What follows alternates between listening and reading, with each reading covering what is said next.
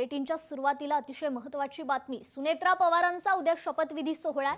उद्या संध्याकाळी 5 वाजता हा शपथविधी होईल। सुनेत्रा पवार राज्याच्या पहिल्या महिला उपमुख्यमंत्री ठरणार आहेत। उद्या दुपारी 2 वाजता राष्ट्रवादीच्या आमदारांची देखील बैठक आहे। सर्व आमदारांनी बैठकीसाठी विधिमंडळात उपस्थित राहावं, सुनील तटकरे यांनी या सूचना दिलेल्या आहेत।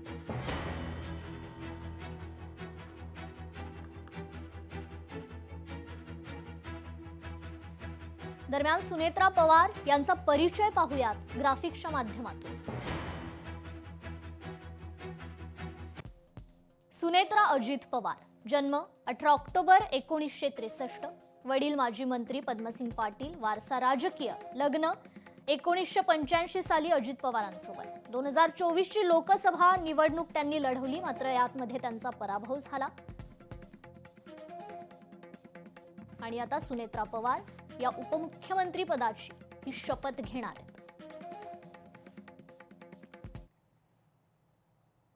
उद्या दुपारी 2 वाजता विधिमंडळ पक्षाची बैठक आहे। वहिनींचं आमचं रात्र आम्ही त्या ठिकाणी बोलणं करणार आहोत। पक्षाचे विधानसभा विधान परिषद सदस्य आणि त्याचबरोबर ते खासदार त्या ठिकाणी उपस्थित राहतील। पक्षाचे प्रमुख नेते मंडळींना सुद्धा त्या ठिकाणी बोलवलं जाणार आहे। सर,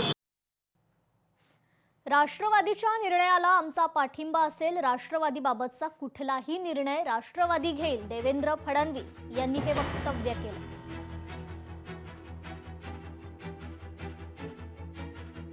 कुठलाही निर्णय जो काही घ्यायचा असेल तो राष्ट्रवादी काँग्रेस पक्ष घेईल आणि राष्ट्रवादी काँग्रेस पक्ष जो निर्णय घेईल त्याच्या पाठीशी आम्ही उभे राहू, सरकार म्हणून आणि भारतीय जनता पार्टी।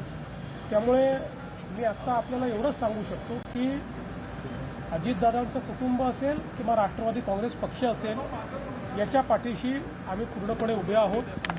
त्यांचे जे काही निर्णय होतील त्या निर्णयांना योग्य ते समर्थन आमच्याकडनं असेल।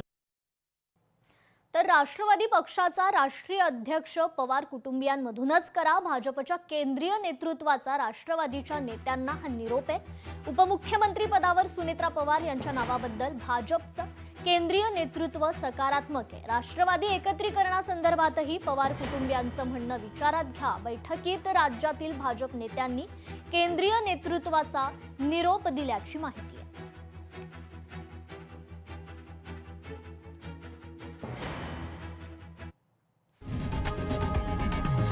लोकशाही मराठी ऐका, पहा, जागरूक रहा।